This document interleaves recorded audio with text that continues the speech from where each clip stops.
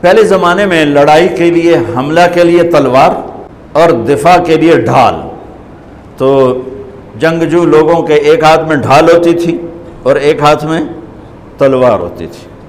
تو خندق کی جنگ میں مرحب جب خندق پار کر کے آیا تو اس نے کہا ہے کوئی میرے مقابلے میں؟ وہ سارے بیٹھ گئے، کوئی نہیں کھڑا ہو. حضرت علی کھڑے ہوئے، یا رسول اللہ انا لہو، میں جاؤں گا. میرے نبی جیسی شخصیت، علی جیسی شخصیت کو کہہ رہے ہیں بیٹھ جا، تجھے پتہ ہے یہ امر ہے، یعنی تو اس کے ٹکر کا نہیں ہے، بیٹھ جا. بڑے بڑے نہیں کھڑے ہو رہے، تو بچہ ہے، ابھی 23 سال عمر تھی. انہوں نے کہا کون ہے میرے مقابلے میں؟ پھر سب عمر جیسے شاہ سوار، زبیر جیسے، طلحہ جیسے. علی کھڑے ہو گئے، یا رسول اللہ انا لہو، میں ہوں. آپ کہو بیٹھ جا، یہ عمر ہے. پھر اس نے کہا کدھر ہے تمہاری جنت جس میں دعوے کرتے ہو شہید ہوں گے تو جائیں گے، تمہیں کوئی جنت کا شوقین نہیں ہے؟ پھر کوئی نہیں کھڑا ہوا. علی کھڑے ہو گئے، یا رسول اللہ انا لہو. واہ، امام المتقین، من کنت مولاہ فعلی مولا، جس کا میں مولا ہوں علی اس کا مولا ہے علیہ الصلاۃ والسلام. بیٹھ جائیے، عمر ہے. یا رسول اللہ، پہلے تو آپ بیٹھتے رہے، جب تیسری دفعہ آپ نے کہا بیٹھ جا، کہا اب نہیں بیٹھوں گا. وَإِنْ كَانَ عَمْرًا، عمر بھی ہے تو میں جاؤں گا. آپ نے کہا اچھا چل جاؤ. پھر آپ نے ان کے لیے دعا کی. اب ان کے ایک ہاتھ میں انا الذی سمتنی امی حیدرا کلیث غابات کریہ المنظرا اوفیہمی بالساء کیل السندرا. یہ شعر پڑھتے ہوئے جا رہے تھے. میں ہوں جس کا نام اس کی ماں نے حیدر رکھا ہے. حیدر شعر کو کہتے ہیں، شعر، اس لیے آپ کو حیدر کرار، کرار کہتے ہیں پلٹ پلٹ کے حملہ کرنے والا.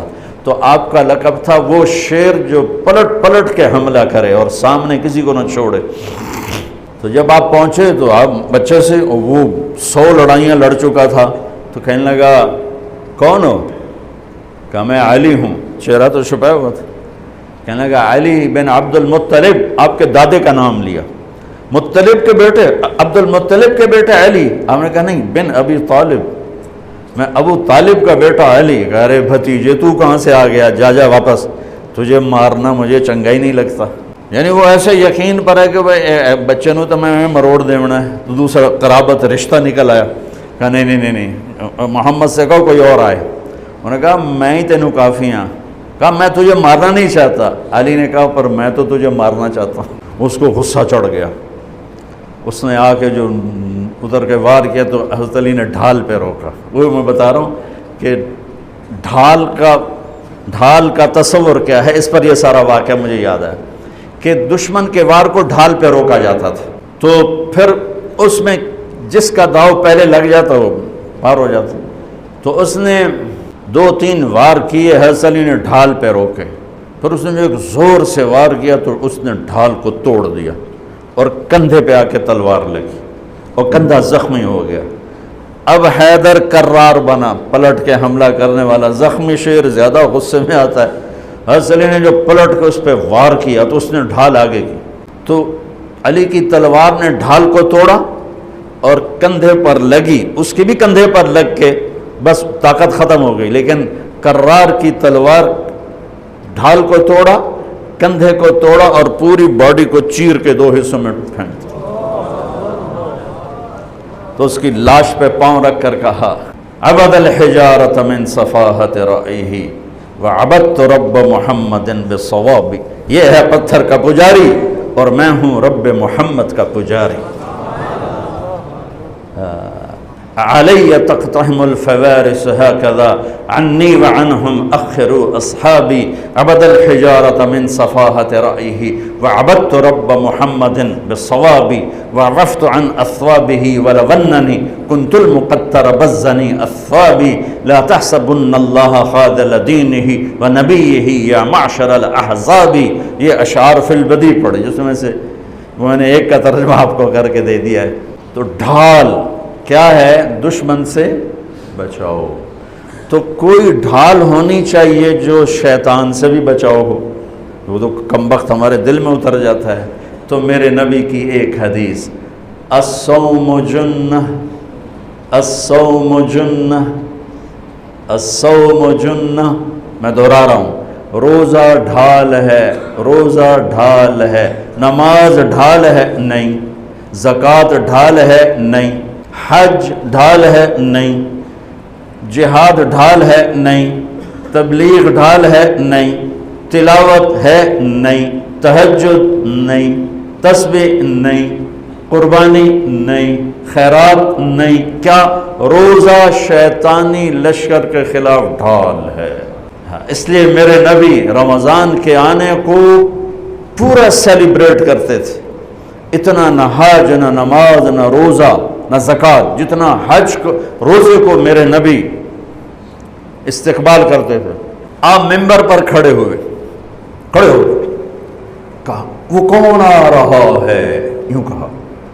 اب صحابہ کا منہ تو ادھر ہے، ماذا یستقبلکم وماذا تستقبلون، وہ کون آ رہا ہے، تم کس کے سامنے جا رہے ہو؟ حضور ایسے ہو گئے۔ پھر آپ نے کہا ماذا یستقبلکم وماذا تستقبلون، وہ کون آ رہا ہے، کس کے سامنے جا رہے ہو؟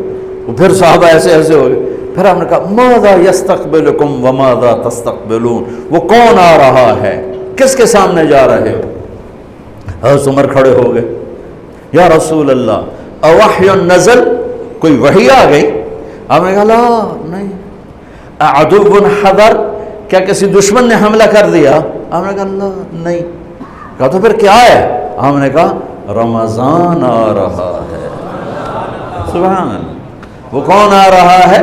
رمضان آ رہا ہے، رمضان کیا آ رہا ہے؟ ڈھال آ رہی ہے، کیا ہے؟ شیطان کا حملہ۔ یہ ایسی ڈھال ہے، دشمن سامنے سے وار کرے گا، ڈھال آگے کرو گے، اور وہ پیچھے سے آئے گا، تم پیچھے مڑ کے ڈھال کو ادھر لے جاؤ گے، ادھر آئے گا تو ادھر کرو گے، ادھر آئے گا تو ادھر کرو گے، پیچھے سے آئے گا تو پیچھے کرو گے، لیکن وہ تو ٹوٹ سکتی ہے۔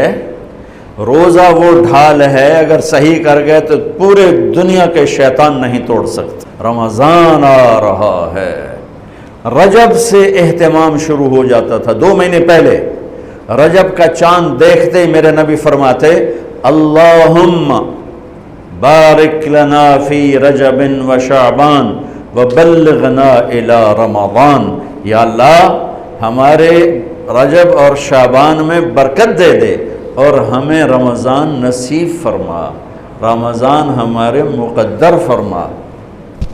اور رمضان کو میرے نبی نے جس طرح قرآن سے آباد کیا، سبحان اللہ، اللہ تعالیٰ نے رمضان کا نام رکھا قرآن میں، محرم، صفر، ربیع الاول، ربیع الثانی، جمادی الاولی، جمادی الثانی، رجب، شعبان، شوال، ذوالقعدہ، ذوالحج، 11 مہینوں کے نام عربوں نے خود رکھے۔